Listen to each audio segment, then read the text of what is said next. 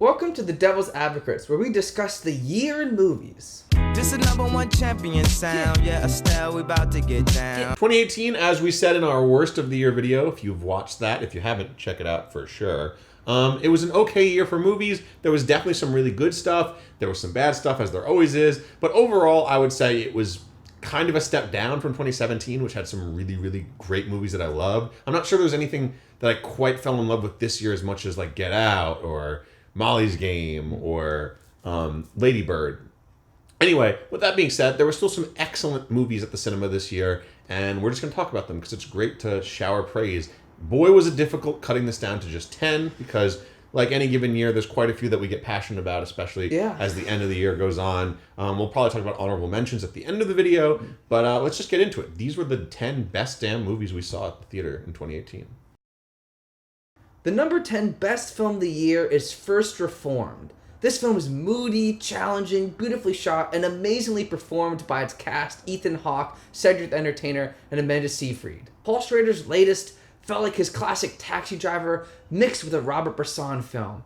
This is the kind of challenging cinema that we all crave at the theaters. And don't worry guys, we don't just like depressing movies. You're damn right. Number 9, best movie of the year for us was Big Chungus Game of the Year edition. Just released stateside here in December of 2018, this expanded version of BC's first outing at the cinema not only irons out all the glitches that were in the original version of it, but also adds some really impactful story moments that really help tie together all of the character arcs that we were leaning on earlier in the year. New entries like Knuckles felt right at home in the Chungus universe, and I'm not afraid to admit I cried before the thing was over. This is pure teen sex. Number 8 on our list is Kevin Spacey's self-released Let Me Be Frank video. We could just talk about the craftsmanship here forever. The lighting in this home video is excellent, as is the mise-en-scène. It's all very naturalistic, like The Revenant. And Kevin Spacey's performance is something even beyond that. It's so engaging, you can't quite tell. Is Kevin Spacey playing himself? Is he playing a role? Is an actor playing Kevin Spacey playing a role? As the French would say, je ne sais shit. Number 7 was the Holmes and Watson trailer. Jerry Lewis once famously said, if something's funny 10 times, it's hilarious a million times. The makers of the Holmes and Watson trailer definitely internalized that key wisdom. It's definitely funny to have John C. Reilly yell, "Oh my God," one time. Oh my God! But it's funny as f*** to hear it 2 times. Oh my God! Can you imagine if they did it 3 times? I can't. I'm glad they didn't. Coming in at number 7 is some nice hentai shit I favorited on P-Hub. Yeah, I caught a very arousing hentai video on Pornhub, and it's one of the better movies I've seen in 2018. I mean, I'm honestly not even sure if it's from 2018. It had a lot of views, so it really could be from 2017 or 2016 even. I mean, the girl in it, I think, had an iPhone 8. It's hard to tell because it's animated, but look, it had my attention. Number 6 is Roma. It is so immersive with its cinematography that you feel like you're really there in Mexico. We could feel the heat and the rain when we were experiencing this movie. No wonder it was so expensive for the ticket. At number 5 is Cate Blanchett's transformative role in the film Manifesto. Cate Blanchett is completely unrecognizable in this film, where she plays so many different roles. Is she a man, a child, a serpent? I mean, look. For me as an actor, I don't know in all professions, but you need to develop a thick enough skin. Do you know who that is? Number 4 is 8th grade. The year for me in my life. Man, that was a good time. I got my first hand job. I made the team.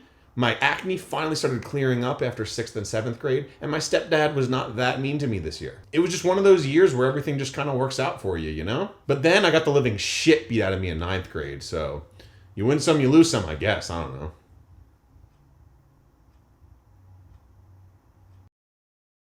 Por número 3, mi ex es un espía. Audrey y Morgan son dos amigas que se ven involucradas en una conspiración internacional cuando una de ellas descubre que su exnovio era en realidad un espía, como Mila Kunis y Kate McKinnon. Number 2 is Operation Finale. Strictly catch and extract. Eichmann will stand trial here in Israel. Milton Bradley's latest foray into thrilling gameplay provided a ton of entertainment for Evan and I this year. I really thought Evan was going to win this one, but then he buzzed the side of the dude's tummy when he was taking the butterflies out, and I came away clean. Pretty cool they got Oscar winner Ben Kingsley to voice a game board here. Say my death is justice.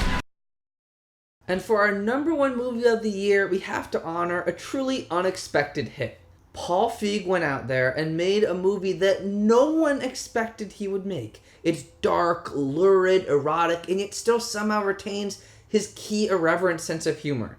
Yes, our number one film is The YouTube Rewind. Feig somehow shows off all of your favorite YouTube stars here and still finds room for some of his frequent collaborators like Mr. Kauchevsky. No, I don't know him. I'm sorry. Do you want to go for a walk later? Oh, I can't. And of course, K-pop. K-pop! It's also cool to see this guy Will Smith make a star-breaking turn here. Who knew that the father of Trey Smith was so talented? Review. Over top 10, 2018. Woo. Great list, right, guys? My favorite movie that came out this year was Love, Simon. Can't believe it wasn't on more lists and didn't get more credit and didn't make more money. That movie's great. What's wrong with you guys? Also, Spider-Man Into the Spider-Verse is literally a perfect movie from start to finish. Also one of the best things ever, like I've ever seen. Roma, great movie. First Man, excellent. Ben is Back, definitely worth a watch. And that's pretty much it for me. Wasn't a big fan of stuff like A Star Is Born or The Favorite or whatever, but I did see all of them and I enjoyed a lot of time with the movie. But if I had to distill any of it, I would say probably my biggest highlights were Love, Simon and Spider-Man Into the Spider-Verse and Roma.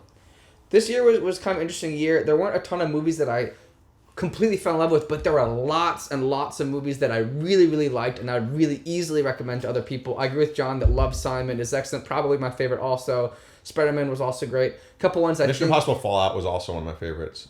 I forgot about that, but yeah.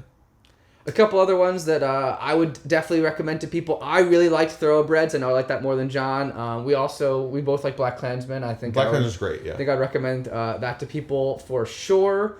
And then, yeah, Roma, definitely great. First Man, definitely great. So, yeah, lots and lots of movies. Blockers. Everyone's got to see Blockers if you have a chance. Yeah, once again, lots of movies I really liked. I definitely came out of a theater happy many, many times this year, but not a ton of them that really hooked in there and that I'll probably want to keep watching again in the future. And Green Book was great, in my opinion. Yeah, controversy aside. Anyway. Oh, and Widows. Can't forget Widows. Widows was so good. So good. Widows, that's top 5 for me. Take care, everyone. See you at the movies.